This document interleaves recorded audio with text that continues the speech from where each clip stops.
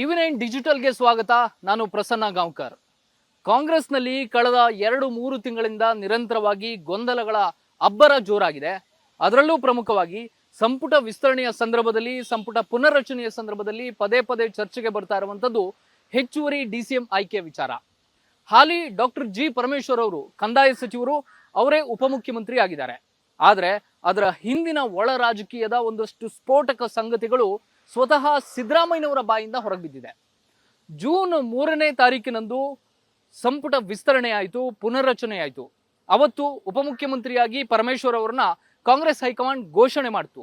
ಆದರೆ ಅದಕ್ಕಿಂತ ಹಿಂದೆ ನಡೆದಂತಹ ಮಹತ್ವದ ಬೆಳವಣಿಗೆಗಳನ್ನ ಸಿದ್ದರಾಮಯ್ಯನವರು ತಾವೇ ಬಹಿರಂಗಪಡಿಸಿದ್ದಾರೆ. ಡಾಕ್ಟರ್ ಜಿ ಪರಮೇಶ್ವರ್ ಅವರನ್ನ ಉಪಮುಖ್ಯಮಂತ್ರಿಯನ್ನಾಗಿ ಮಾಡುವಂತಹ ಸಂದರ್ಭದಲ್ಲಿಯೇ ಮತ್ತೆ 3ರಿಂದ 4 ಮಂದಿಯನ್ನ, ಹಿರಿಯ ನಾಯಕರನ್ನ ಉಪಮುಖ್ಯಮಂತ್ರಿಯಾಗಿ ಮಾಡಬೇಕು ಅನ್ನುವಂತಹ ಒಂದು ಪ್ರಸ್ತಾಪ ಹೈಕಮಾಂಡ್ನ ನಾಯಕರ ಮುಂದೆ ಇತ್ತು.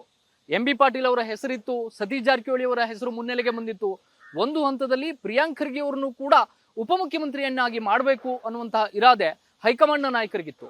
ಆದರೆ ಅಂತಿಮವಾಗಿ ಪರಮೇಶ್ವರ್ ಅವರು ಮಾತ್ರ ಏಕಾಂಗಿಯಾಗಿ ಉಪಮುಖ್ಯಮಂತ್ರಿಯಾಗಿ ಘೋಷಣೆ ಆಗ್ತಾರೆ.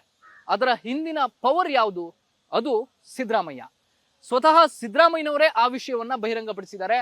ಆ ಮೂಲಕ ಕಾಂಗ್ರೆಸ್ನಲ್ಲಿ ನಡೆದಂತಹ ಒಳ ರಾಜಕೀಯದ ಒಂದಷ್ಟು ವಿಷಯಗಳು ಕೂಡ ಬಹಿರಂಗ ಆಗಿದ್ದಾವೆ. ನಿನ್ನೆ ಗಾಂಧಿ ಭವನದಲ್ಲಿ ಒಳ ಮೀಸಲಾತಿಗೆ ಸಂಬಂಧಪಟ್ಟ ಹಾಗೆ ಒಂದು ಕಾರ್ಯಕ್ರಮ ಆಯೋಜನೆಯಾಗಿತ್ತು. ಆ ಕಾರ್ಯಕ್ರಮದಲ್ಲಿ ಭಾಗಿಯಾಗಿದ್ದಂತಹ ಸಿದ್ದರಾಮಯ್ಯನವರ ಎದುರು ಅಲ್ಲೇ ಭಾಗಿಯಾಗಿದ್ದಂತಹ ಸಭಿಕರೊಬ್ಬರು ಒಂದು ಪ್ರಶ್ನೆಯನ್ನ ಕೇಳ್ತಾರೆ. ದಲಿತ ಮುಖ್ಯಮಂತ್ರಿ ಅವಕಾಶ ಬರಲೇ ಇಲ್ವಲ್ಲ ಅನ್ನುವಂತಹ ಪ್ರಶ್ನೆ ಸಭಿಕರಿಂದ ಬಂತು. ಒಂದು ಹಂತದಲ್ಲಿ ಆ ಪ್ರಶ್ನೆಯನ್ನ ಕೇಳಿದ ತಕ್ಷಣ ಸಿದ್ದರಾಮಯ್ಯನವರು ಭಾವೋದ್ವೇಗಕ್ಕೆ ಒಳಗಾಗ್ತಾರೆ. ಯಾರು ಹೇಳಿದ್ದು ನಿಮ್ಗೆ ಏನ್ ವಿಷಯ ಗೊತ್ತಿದೆ ಅನ್ನುವಂತ ಮಾತನ್ನ ಕೇಳಿದಂತಹ ಸಿದ್ದರಾಮಯ್ಯನವರು ಒಂದು ಹೆಜ್ಜೆ ಮುಂದೆ ಹೋಗಿ ಒಳ ರಾಜಕೀಯದ ವಿಚಾರಗಳನ್ನ ಬಹಿರಂಗಪಡಿಸ್ತಾರೆ. ಪರಮೇಶ್ವರ್ ಅವರನ್ನ ಉಪಮುಖ್ಯಮಂತ್ರಿಯನ್ನಾಗಿ ಮಾಡಿದ್ಯಾರು ಅನ್ನುವಂತ ಪ್ರಶ್ನೆಯನ್ನ ನೇರವಾಗಿ ಸಭಿಕರಿಗೆ ಕೇಳ್ತಾರೆ. ಸಭಿಕರು ಹೇಳ್ತಾರೆ, ನೀವೇ ಮಾಡಿದ್ದು, ನೀವೇ ಹೈಕಮಾಂಡ್ ರೀತಿಯಲ್ಲಿ ಅಂತ. ಆಗ ಪರಮೇಶ್ವರ್ ಅವರ ಉಪಮುಖ್ಯಮಂತ್ರಿಯನ್ನಾಗಿ ಮಾಡಿದಂತ ಪ್ರಸಂಗವನ್ನ ಸಿದ್ದರಾಮಯ್ಯನವರು ಬಿಚ್ಚಿಡ್ತಾರೆ. 4-5 ಉಪಮುಖ್ಯಮಂತ್ರಿ ಸ್ಥಾನವನ್ನ ಆಯ್ಕೆ ಮಾಡಬೇಕು ಅಂತ ಹೇಳಿ ಕಾಂಗ್ರೆಸ್ ಹೈಕಮಾಂಡ್ ಅಂದ್ಕೊಂಡಿತ್ತು.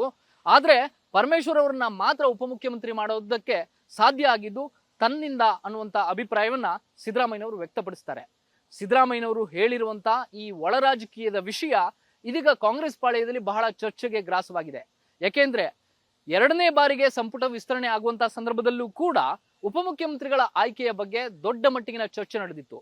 ಮತ್ತೆ ಎಂ ಬಿ ಪಾಟೀಲ್ ಅವ್ರನ್ನ, ಸತೀಶ್ ಜಾರಕಿಹೊಳಿ ಅವ್ರನ್ನ ಉಪಮುಖ್ಯಮಂತ್ರಿಯಾಗಿ ಘೋಷಣೆ ಮಾಡಬೇಕು ಅಂತ ಹೇಳಿ ಸ್ವತಃ ಮುಖ್ಯಮಂತ್ರಿಯಾಗಿದ್ದಂತಹ ಡಿ ಕೆ ಶಿವಕುಮಾರ್ ಅವರು ಹೈಕಮಾಂಡ್ಗೆ ತಮ್ಮ ಅಭಿಪ್ರಾಯವನ್ನ, ಪ್ರಸ್ತಾಪವನ್ನ ಮುಂದಿಡ್ತಾರೆ. ಹೈಕಮಾಂಡ್ ಕೂಡ ಅವತ್ತು ಎಂ ಬಿ ಪಾಟೀಲ್ ಮತ್ತು ಸತೀಶ್ ಜಾರಕಿಹೊಳಿ ಅವ್ರನ್ನ ಉಪಮುಖ್ಯಮಂತ್ರಿ ಮಾಡೋದಕ್ಕೆ ಓಕೆ ಅನ್ನುವಂತ ನಿಟ್ಟಿನಲ್ಲಿ ಯೋಚನೆಯನ್ನು ಕೂಡ ಮಾಡಿರುತ್ತೆ. ಆದ್ರೆ ಸಿದ್ದರಾಮಯ್ಯನವರ ಸಿಟ್ಟಿಗೆ ಹೆದರಿ, ಸಿದ್ದರಾಮಯ್ಯನವರ ಅಭಿಪ್ರಾಯಕ್ಕೆ ಮನ್ನಣೆಯನ್ನ ಕೊಟ್ಟು ಕೇವಲ ಪರಮೇಶ್ವರ್ ಅವರನ್ನ ಮಾತ್ರ ಡಿಸಿಎಂ ಆಗಿ ಮುಂದುವರಿಸೋದಕ್ಕೆ ಕಾಂಗ್ರೆಸ್ ಹೈಕಮಾಂಡ್ ಯೋಚನೆಯನ್ನ ಮಾಡುತ್ತೆ. ಒಳ ರಾಜಕೀಯ ಏನಪ್ಪಾ ಅಂತಂದ್ರೆ, ಸತೀಶ್ ಜಾರಕಿಹೊಳಿ ಅವರ ಉಪಮುಖ್ಯಮಂತ್ರಿ ಆಗುವ ಅವಕಾಶವನ್ನ ತಪ್ಪಿಸಿದ್ ಯಾರು ಅನ್ನುವಂತ ಪ್ರಶ್ನೆ ಬಹಳ ದಿನಗಳಿಂದ ಕಾಂಗ್ರೆಸ್ ಪಾಳೆಯದಲ್ಲಿ ಚರ್ಚೆ ನಡೀತಾನೆ ಇದೆ. ಎಂ ಬಿ ಪಾಟೀಲ್ ಅವರು ಉಪಮುಖ್ಯಮಂತ್ರಿ ಆಗೋದಕ್ಕೆ ಯಾರು ಅಡ್ಡಗಾಲ ಹಾಕಿದ್ರು ಅನ್ನುವಂತ ಪ್ರಶ್ನೆಯೂ ಕೂಡ ಕಾಂಗ್ರೆಸ್ನ ಒಳಪಾಳೆಯದಲ್ಲಿ ದೊಡ್ಡ ಮಟ್ಟಿಗಿನ ಚರ್ಚೆಯನ್ನ ಹುಟ್ಟು ಹಾಕಿತ್ತು. ಇದಕ್ಕೆಲ್ಲದಕ್ಕೂ ಉತ್ತರ ಅನ್ನೋ ಹಾಗೆ ಸಿದ್ದರಾಮಯ್ಯನವರು ನಿನ್ನೆ ಮಾತನಾಡಿರುವಂತಹ ಗಾಂಧಿ ಭವನದ ಹೇಳಿಕೆ ಎಲ್ಲೋ ಒಂದ್ ಕಡೆ ಉತ್ತರವನ್ನ ತಂದುಕೊಟ್ಟಿದೆ. ಅಂದ್ರೆ ಪರಮೇಶ್ವರ್ ಅವರಿಗೆ ಅವಕಾಶವನ್ನ ತಂದು ಕೊಟ್ಟಿದ್ದೆ, ಏಕೈಕ ಉಪಮುಖ್ಯಮಂತ್ರಿ ಸ್ಥಾನವನ್ನ ಲಭಿಸೋದಕ್ಕೆ ಕಾರಣರಾಗಿದೆ ಸಿದ್ದರಾಮಯ್ಯ ಅನ್ನುವಂತ ಒಂದು ಸಂಗತಿ, ಸ್ಫೋಟಕ ಮಾಹಿತಿ ರಿವೀಲ್ ಆಗಿದೆ.